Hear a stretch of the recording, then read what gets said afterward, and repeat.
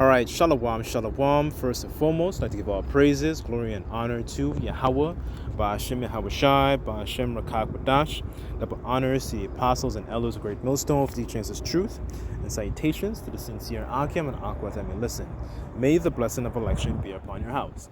My name is Brother Raquai. I'm back in here with another quick and Lord's will as always an edifying lesson. And for today's lesson, I just wanted to talk about a trait that I admire about my father. Something I was doing a little bit of self-reflection on, and I was thinking about it. And one of the traits I admire about him is the fact that he has decorum. Now, what is decorum? What does that mean? Quai, you're probably thinking, I don't know what does that word mean? I've never heard that word before. Okay, so let's go to the etymology first. Decor.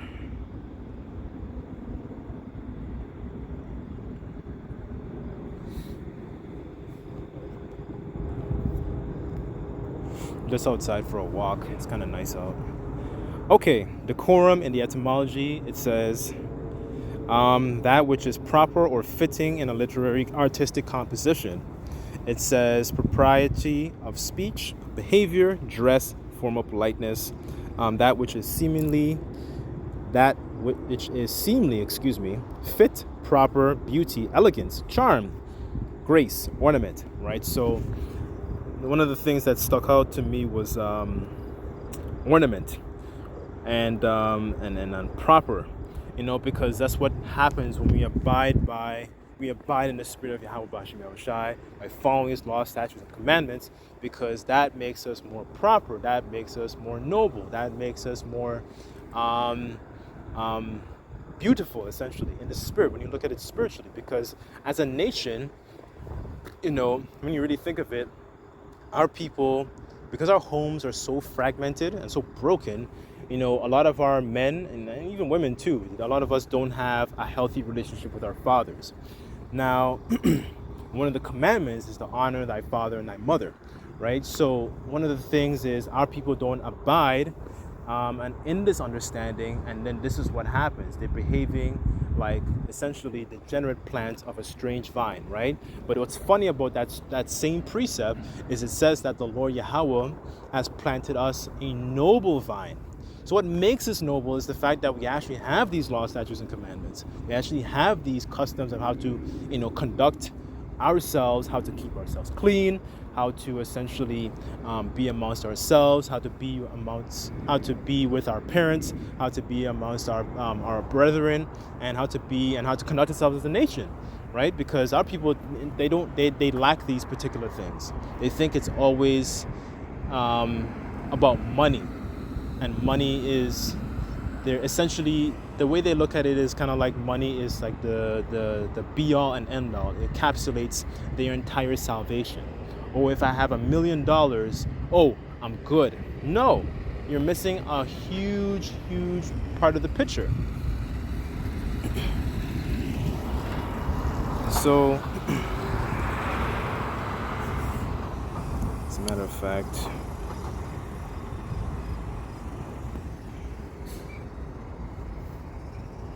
okay, I'll read this. Deuteronomy 7 verse 6.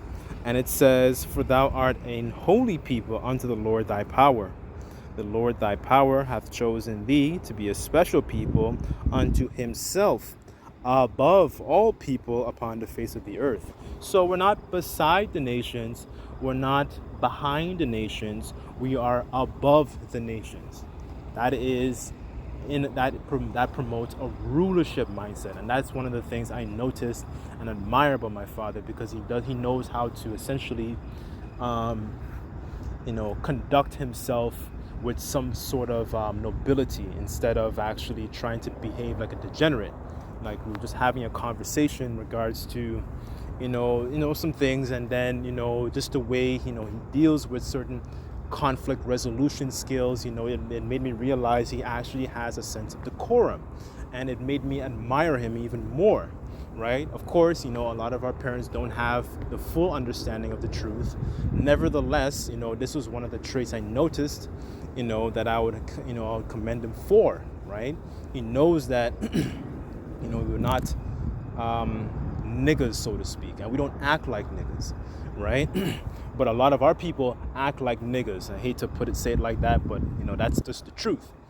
Because they don't essentially abide in the law, statutes, and commandments, right? This is what keeps us holy, separate. This is what keeps us clean. This is what keeps us in that rulership and noble mindset. So I'm going to jump to chapter 4. So it says, let me read verse 1 actually. It says, Deuteronomy 4 verse 1, and it says, "Now therefore hearken, O Israel," so you so-called blacks, Hispanics, and Native Americans, and you speckled bird Israelites that descend from the seed of Abraham, Isaac, and Jacob. So it says, unto the statutes and judgments which I teach you for to do them, that ye may live, and go and possess the land which the Lord Yahweh of your fathers giveth you. Right? So this was supposed to be, this is our culture. And Jake lacks culture. They are badly cultivated, not in the good way. Being amongst these heathens, like for example in Babylon, and it's countries that follow and wander after the whore, essentially. Being around these heathens, we take on the vibration of these heathens, taking on their customs, and we're supposed to be a separate and holy people, right? So I'm going to jump down to verse 5, and it says, "Behold, I have taught you I have taught you statutes and judgments, even as the Lord Yahweh commanded me, that ye shall do so in the land whither ye go to possess it.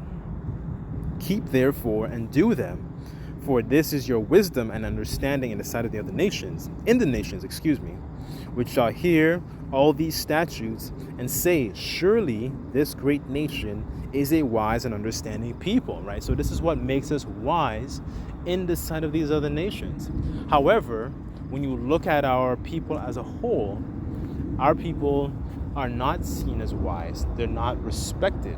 And when you look at the word respect literally means to look back, right? Spect means to look, meaning back. When you put it back together, you get respect.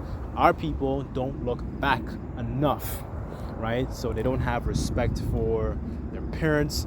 They don't have respect for their elders. They don't have respect. They don't even have respect for the Lord. That's really what it is. When you really strip away the nitty-gritty of things, what they really don't have is respect for the Lord.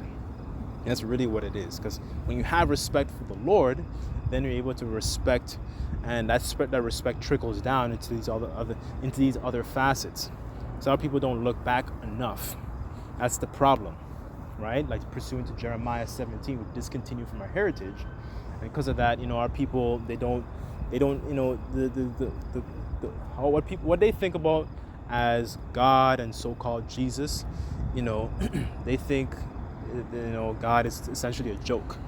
They don't see it as somebody to actually, favor upon and call upon for, in times of, not in times of need per se, but in times of counsel, of wisdom, seen as, where they can get advice from, guidance essentially, right? They don't look at God in that sense. They don't have a fear of the Heavenly Father. That's the problem with this world, because it's so caught up in pride, right? So, verse 7, and it says, "For what nation is there so great, hath the Most High Yahweh so nigh unto them, as the Lord Yahweh, our power is in all things that we call upon him for," right? And that's important, right? Because we have, the names of the Heavenly Father, we have the name of his Son, to be able to call upon him, not just in times of distress, but to even thank the Lord as well, when we do get our, little blessings here and there. But, for also giving us this proper instructions and understanding how to deal with these particular situations, right? So that's very, very important. And one of the things for noticing about my father is the fact that, okay, he possesses this sense of nobleness and proper, essentially what it is, it's proper conflict resolution, rather than being super emotional. We can have we can talk about and have a discussion about certain things in an orderly fashion. It's not we're not behaving like wild niggas on the street that's ready to, just because we have a disagreement, we have, there's an order to the way we conduct ourselves, right? Because we're supposed to be the trendsetters. You Israelites, we're supposed to be the trendsetters essentially in righteousness. But our people are the trendsetters in wickedness in this society. And they use our people to push more wickedness upon their other people, right? These other nations, because these other nations have a foot up our ass, right? To be frank, right? So really what it is, the trait is just decorum, and it's more about having that noble mindset, and that breeds proper conduct, that breeds a king-like mindset, right? So I want to get a couple more scriptures on this, and Lord's will,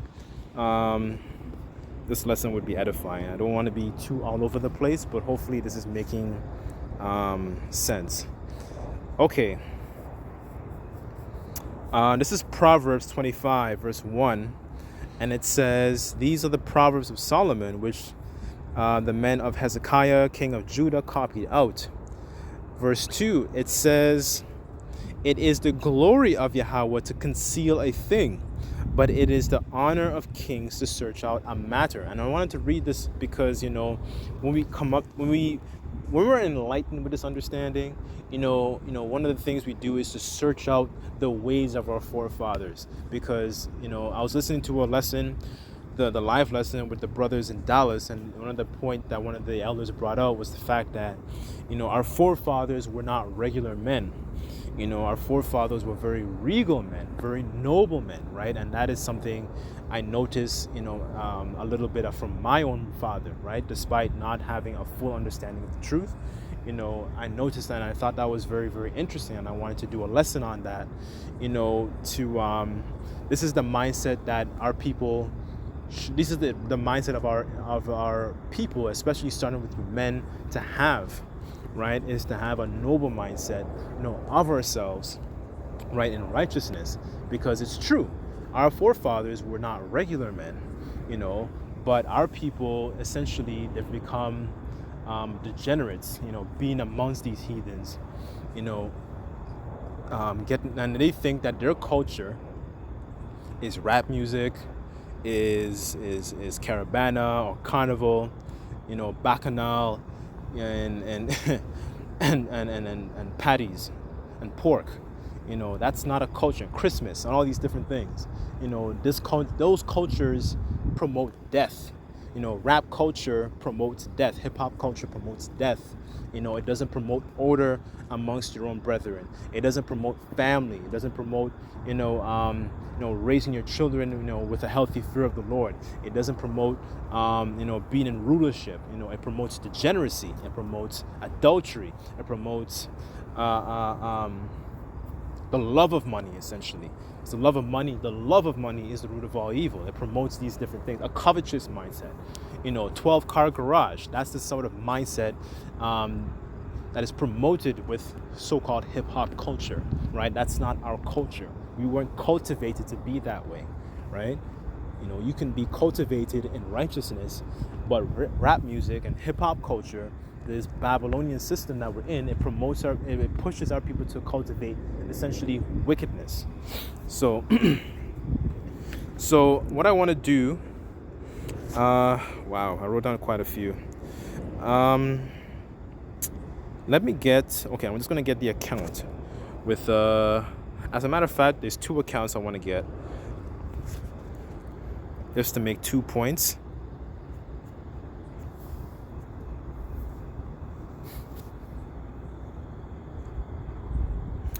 This is Matthew chapter 19, verse 17, and it says, "And he said unto him," as a matter of fact, I'll start at 16. It says, "And behold, one came and said unto him, Good master, what good thing shall I do that I receive eternal life? And he said," Yahushua speaking, "Why callest thou me good? There is none good but one, that is the Most High. But if thou will enter into life, keep the commandments.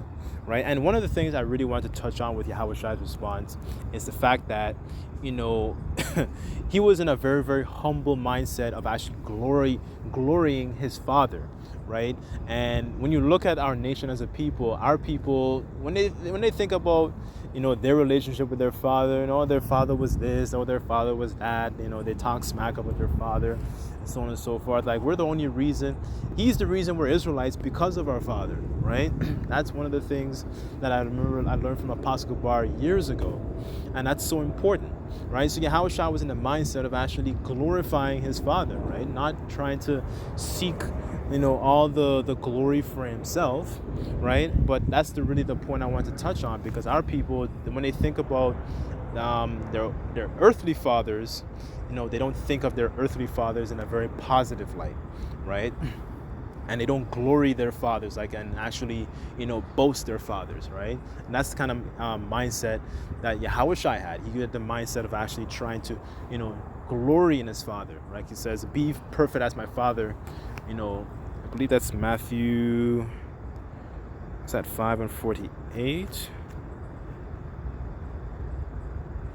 Be perfect, yeah, Matthew 5:48, and it says, be ye perfect as your Father which in heaven is perfect, right? So, you know, he's showing himself to glory in his own Father, right? And that's important, because our people don't do that. Our people don't practice that. You know, that's really the point as well I want to actually bring out in this lesson, right? And this is from Yahushua speaking, right? So, the next point I wanted to touch on as well, I believe it is, one second.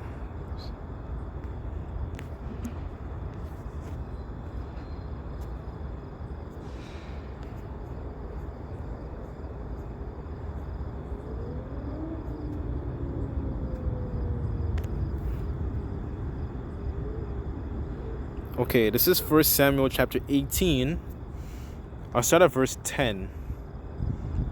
The point's in 14, and it says, and it came to pass on the morrow that an evil spirit from the Most High came from Saul, and he prophesied in the midst of the house. And David played his harp as the other times, and there was a javelin in Saul's hand.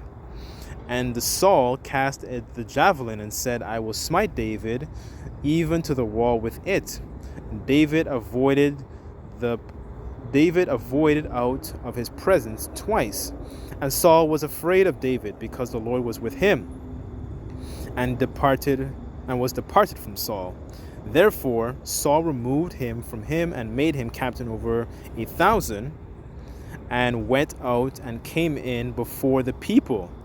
And David behaved himself wisely in all his ways, and the Lord Yahweh was with him, right? That's one of the points I wanted to bring out, is his behavior, right? You know, because our, you know, of course we do have examples of wicked kings that behaved unwisely, but David was a righteous, you know, king after the Most High's heart, who behaved himself wisely, you know, especially when dealing with Saul, right? So even though Saul was tripping, you know, the evil spirit came upon him, you know, David still conducted himself wisely, you know, still, didn't try to essentially seek his own vengeance and curse him out and stuff like that, because that's some of the things that our people, you know, like to do. I had a friend in the world that was like that.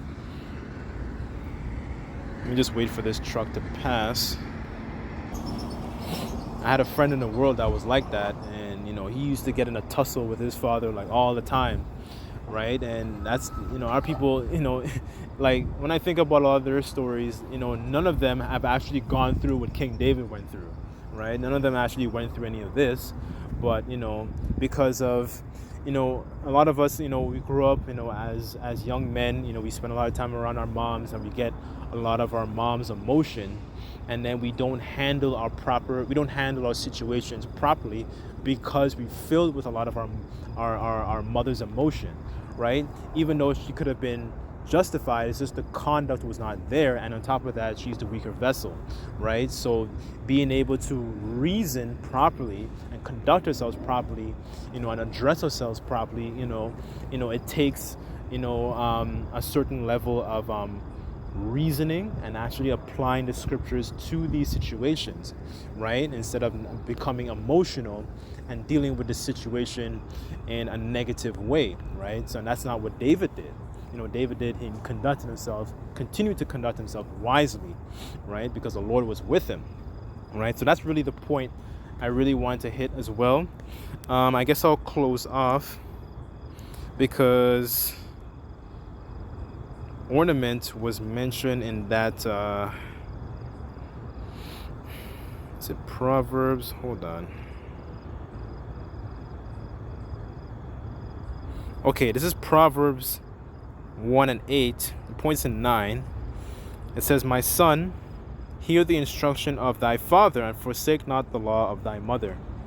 It says, "For they shall be an ornament of grace unto thy head, and chains about thy neck." Just wait for this truck to pass.